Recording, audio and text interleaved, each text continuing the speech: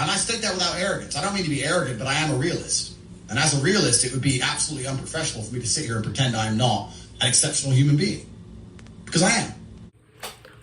The untouchable True School Sports Empire proudly presents something the boxing game's been missing. Hey, what's going on? It's your boy BT, and I came here to talk some boxing with the thousands of True School Sports subscribers. Now, I wanted to give my little thoughts on some fights on the undercard last night, that I think are worth talking about on the zone. This was on the undercard of Serrano versus Cruz. So, it's two fights in particular for this video that I want to speak about. So we'll start with a fight that I made a video about earlier in the week, and that was the fact that Brooklyn's very own Richardson Hitchins, he was having his second fight under the Matchroom umbrella. Following his dominant win against Yomar Alamo, he decided to take on another Puerto Rican fighter in John Bauza. And John Bauza, 15-0, guy that's probably best performance was against Michael Williams Jr. when he knocked him down 5 times and took his O. But this is obviously looked at to be a much tougher test for John Bauza because he came into this fight as a 10-1 underdog. So Hitchins a pretty heavy favorite, and he fought like it, man. He fought a really intelligent fight.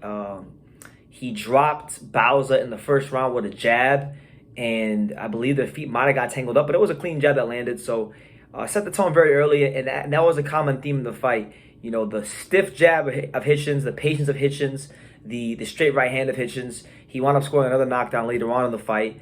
And it was just a systematic clinical beatdown. I mean, he didn't stop him. He didn't get the knockout because Bauza was extremely tough, and I tip my cap to Bauza for being so durable, so game, and just not quitting when things don't go your way. Because in life and in boxing, it's very easy to fold and pack it in when things aren't going your way.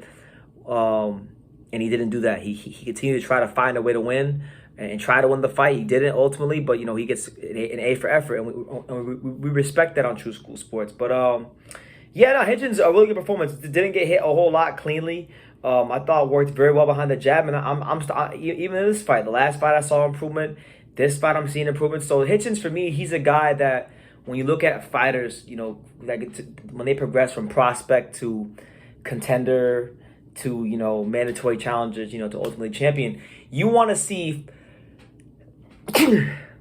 You want to see fight by fight these guys showing improvements, and he's doing that just from the way he's setting up his right hand to the way he's varying his jab and things like that, and even having that awareness of like when you get a guy hurt, to not be to not like throw caution to the wind, but just you come forward, try to break them down at your pace. And he's found his pace. He's found his way that he likes to fight. He fights the fights that works for him, and that's why he remains unbeaten and climbing up the ranks. So right now, as it stands, guys, Hitchins is ranked number 13th in the IBF, which is the only governing body he's ranked in at 140. There's been a lot of talk about him potentially fighting Montana Love, which I think would be an ideal fight because that was a fight that was discussed years ago. It was a fight that was discussed during the fight week for Montana Love's last fight against Stevie Spark. So it'd be a good, nice step up for him, and it'd be a test for Montana Love to get back in the rankings and show what he can do in the sport still. So I love that fight. And if not that, he could fight Stevie Spark, who's also with his own, who beat Montana Love. He could fight Liam Paro, who's highly ranked in the IBF and WBO. There's fights out there for him, and I think he's in a great position. And listen, when you got a jab like his, and you can set up the right hand, and you're a focused fighter in that ring, you'd be a hard guy to beat just so long as you don't do stupid shit outside the ring to beat yourself and be undisciplined. Don't let like girls or any of the bullshit that comes with life get in your way of achieving your destiny in the sport. So really good performance from him, and looking forward to seeing what Richardson Hitchins does in the coming days, weeks, and months. And the other fight I wanted to highlight on the card was one of South Florida's very own, Aaron Aponte, the Alien King. He was one of 3 South Florida fighters in action this weekend. South Florida, unfortunately, had a bit of a rough week. We went 1 for 2. Avril Matthew lost her fight to Ramla Ali, and Luis Melendez lost his fight to Cortez. But Aaron Aponte actually wound up being the only one that won. He took on a fighter by the name of Joshua David Rivera, who was 8-1. And this is a guy in Rivera who had primarily spent most of his career fighting in like Mexico. I actually believe this is his first fight in America. albeit he's from San Diego from what I hear, or he trains in San Diego. Let me see. Let me check that. I heard them say that on the telecast, but let's see on the actual box rec. So he's from La Mesa, California. And yeah, you know, Joshua Pretty Boy Rivera, that's what he calls himself. All of his fights to this point had been in Tijuana, been in Mexico, against guys with lopsided records. So he was really an unknown quantity. You didn't know what you were really getting, because when you're fighting guys at that level, you're not really fighting nobody like crazy. And it was a fight where, you know, I had spoken to Aaron Aponte's manager, Peter Kahn, and he kind of told me, like, the game plan he has for Aponte moving forward. It was a fight where, coming off of that fight against the Molina, the last guy he fought where he got the draw, you know, there was a fight where Peter Kahn's kind of pulling him back and giving him a bit of an easier assignment. And you know, Rivera wasn't a bad guy. He was durable. He came forward. He made the fight. He forced Aaron Aponte to have to use his footwork and box and use that tall, rangy frame of his. There's still some things Aaron needs to work on, as any fighter normally who only has, you know, less than 10 fights does. But overall, I thought this was a better performance. I thought, you know, he used his footwork a lot better. I thought he was setting up his right hand a lot better. And as the fight went on, he began to throw his punches and combinations. I think that's the one thing for Aaron.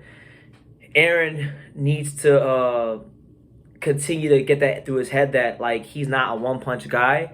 But if he's able to throw in 2, 3, 4 punch combinations, he can hurt guys, and that will ultimately bring him the most satisfaction and put him in the right direction in the ring as far as getting those stoppages he wants. Now, he's 8-0 right now, right? He's 21 years old. He's 8-0. Of those 8 fights, only 2 are knockouts. So you kind of, you know, right now, I know it's early, but, you know, the record's there to be judged. You know, can we question Aaron Aponte's power? I would say we have to a little bit. But yeah, like I said, he's just now the legal age to drink. So we'll see how his body fills out and how he matures as a fighter. Because he may move up another weight class, or he may, you know, he may find something as he continues to develop and may start getting more knockouts. But either way you cut it up, slice it and dice it, it's good to see Aaron Aponte getting back in the win column and let it not be a fight where I have to question if he won, because I personally don't think he won the last fight against Molina, and the fight before that against the other guy he had in Mexico before the Molina fight was a split decision in which he won. So he's had 2 close fights. Good for him to get back in the win column and do it in a decisive fashion, you know. So those are a couple fights I wanted to highlight on the undercard. Let me know what you guys think in the comments down below about Richardson Hitchins and his performance against John Bauza, as well as Aaron Aponte's performance against Rivera. And yeah, leave your comments down below. Make sure you guys take the time to subscribe. And like I say in every single one of these videos, you can love me or you can hate me, but I'm just a kid from Dania. So until next time, take care, guys. Thank you for watching another video on the untouchable True School Sports Empire. For more great boxing content just like this video, click right here and make sure you subscribe. Much love from sunny South Florida.